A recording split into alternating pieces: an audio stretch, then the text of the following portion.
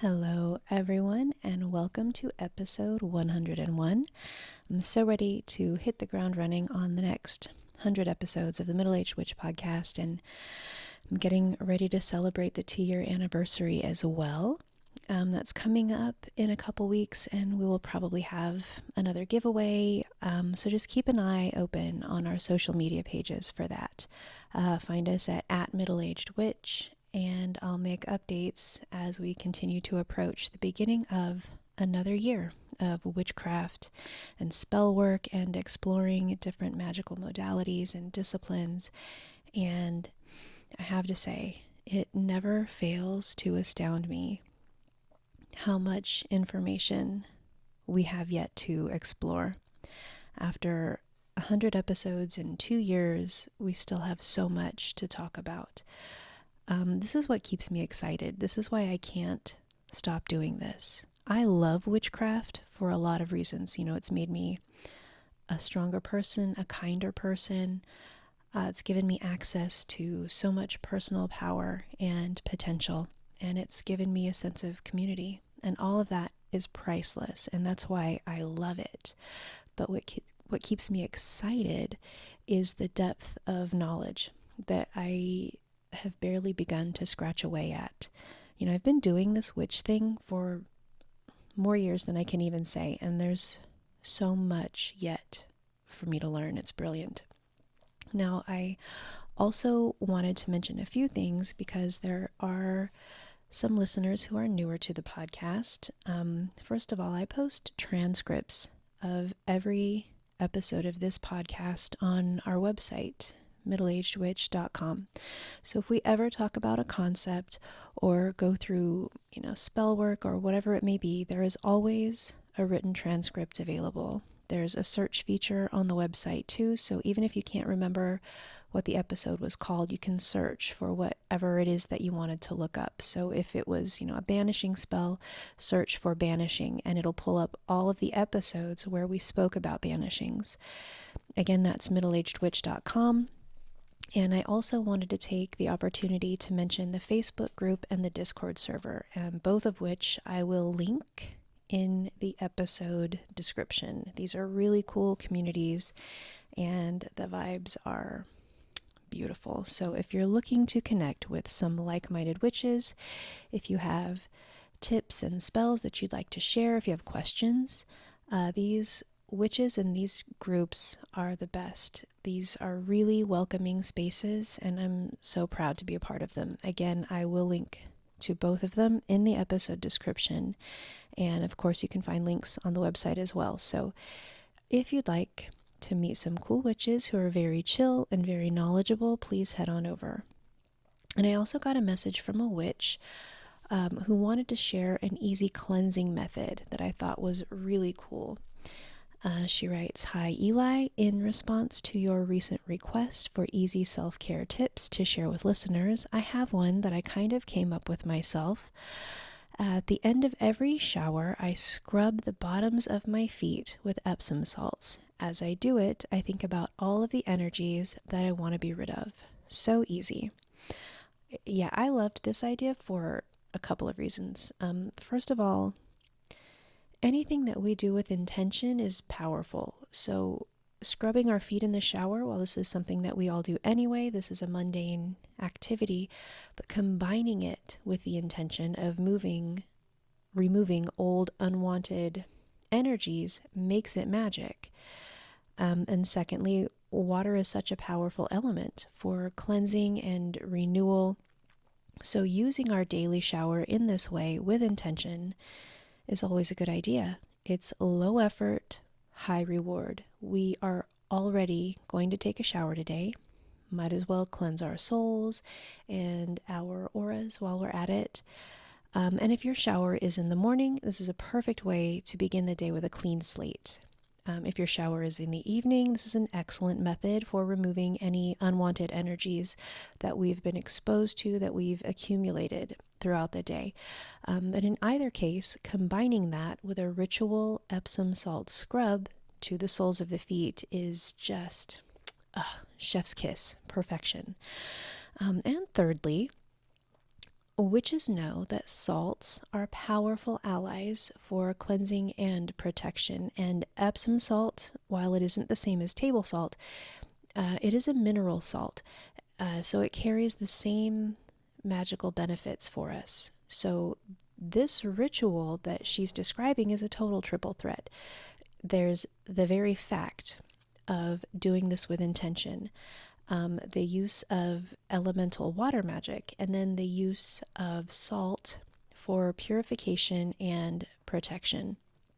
It's a simple little ritual, but it is an effective one. So thank you very, very much for sharing. And if you've got a tip that you'd like to share, I'm ready to hear about it. You can email me anytime at eli@middleagedwitch.com. My inbox is always open. And now, on to the main event. We are in June now. For those of us in the Northern Hemisphere, this means summer. The summer solstice is June 24th, and we will be talking about that. We're talking about the solstice and about Letha next week. But I wanted to speak this week about solar magic, sun magic. This topic was suggested by a witch in the Discord server, and I'm just thrilled as hell to talk about it. The sun does not get the same kind of attention and love from witches that the moon gets. And that's not a criticism, it's just an observation. And I really do understand why that is. We witches tend to spend a lot of time in, the metaphorical shadows. We lean into our intuition. We listen to our subconscious. We are attuned to our dreams and to symbolism, and all of that is very, very moon-centric. We use the phases of the moon to support our spell work and to inform our magic. And if you know me at all, and after 2 years I hope you do, you know that I am absolutely in love with the moon and all that she has to teach us. But witchcraft is about balance. And we cannot spend so much time in the shadows that we forget that it's the light that creates those shadows. So, with this in mind, I just want to discuss how we can use the sun and the phases of the sun in our craft. And yes, the sun has phases just like the moon, and we can use them in much the same way. And here I want to acknowledge that not all witches feel as attuned to the moon. I've gotten a lot of messages over these years from witches who struggle to feel a particular connection to the moon. And even my daughter has had those same feelings. And this is not a failing. And if you happen to be a witch who doesn't feel as connected to the moon as you feel like you should, it's entirely possible that you might feel more in tune with the sun. And if that's the case, you can use the sun in your work just as you would use the moon. And we will talk about exactly how to do that. But first, let's talk a little about the sun and its magical correspondences and the different issues and intentions that we can benefit with solar magic. And I'm going to begin with its zodiac significance. Now, the sun is obviously not a planet, but it is pretty goddamn significant member of the solar system. Like, that's what the solar system is named for. So, yeah, it's kind of a big deal. But I'm a Libra. This is my sun sign. When I was born, the sun was in the sign of Libra.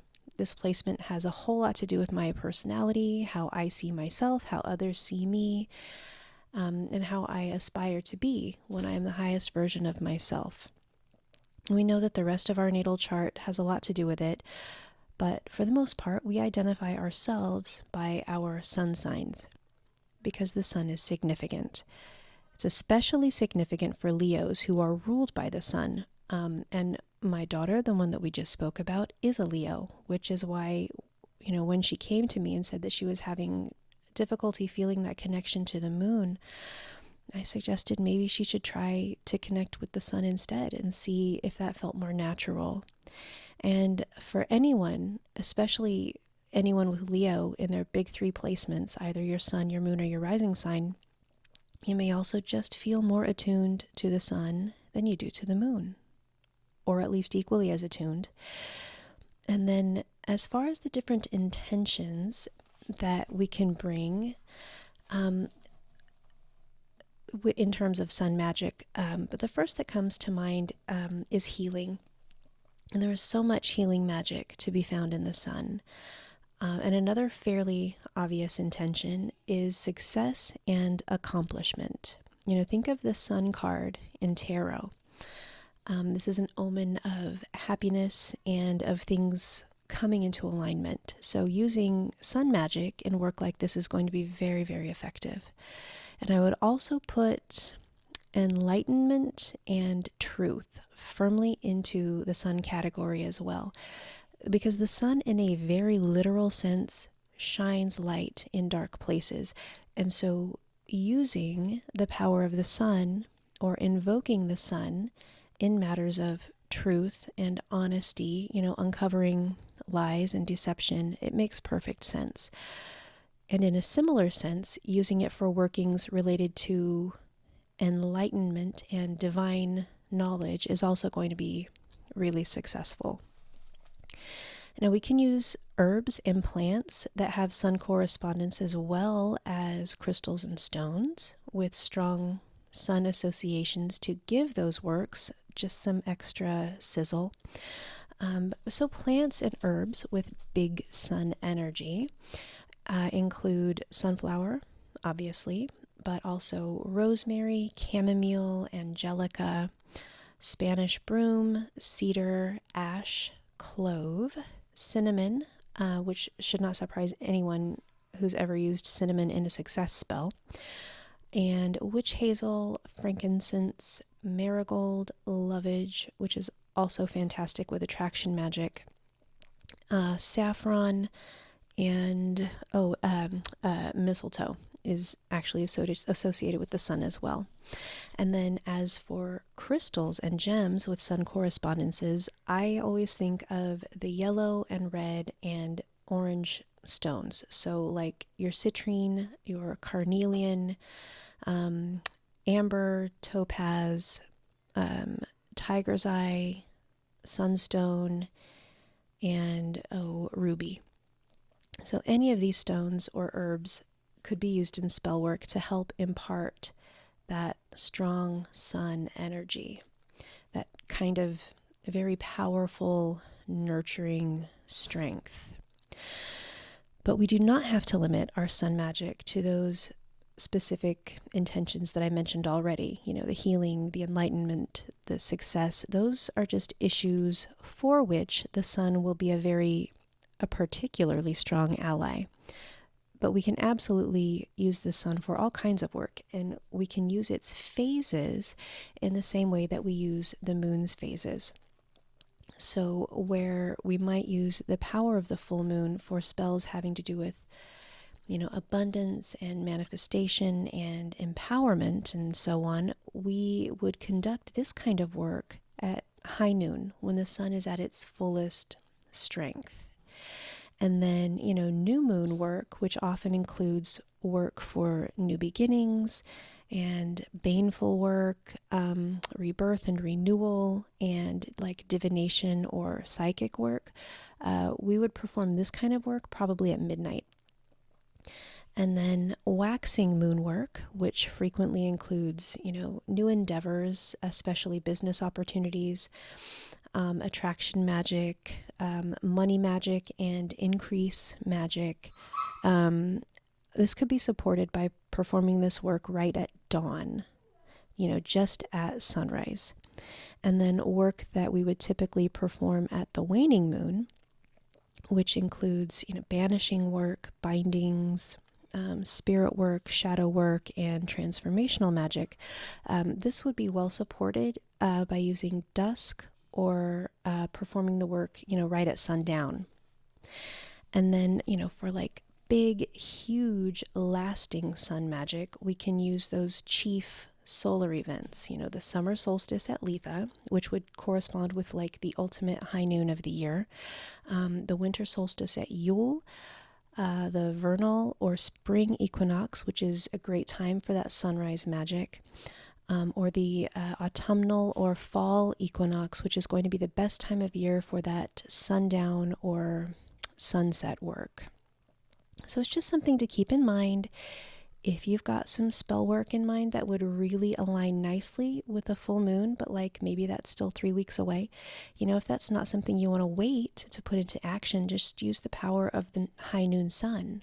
There's so much to love about sun magic, and not the least of which is that the sun cycle is only 24 hours rather than 28 days like the moon. And, we can charge our crystals and our amulets and our spell jars in the sun just as we can in the moonlight, and it's not going to diminish the return on our intentions. It just isn't.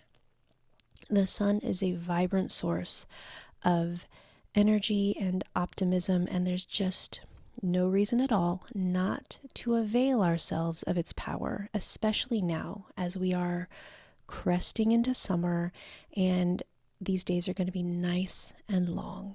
Let us not forget that a lot of the ancients were literal sun worshippers. They depended on the warmth of the sun, on the food that it helps to grow, on the animal life that it sustains, which in turn supported the people themselves. This is why sun festivals were so important to these people. They knew exactly when the longest and shortest days of the year were. They knew when to expect the equinoxes because they were so devoted to the sun. It was imperative to their survival. And, this is why solar eclipses would freak everyone the hell out. Imagine being one of these ancients. I mean, God, the fear I would feel if suddenly there was, some silent shroud covering the sun. My God, I would hit my knees praying. So just my point is simply that the sun is important, and historically it has been important, and we can and should not only use it for our craft, but also use our craft to honor it. And this is a really great time of year for that. So we will be back again next week to talk about the solstice and Letha, and we've got some really cool solstice rituals to discuss, and I'm so looking forward to it. But until then, have a lovely day. My name is Eli Rowe, and this has been the Middle-Aged Witch Podcast.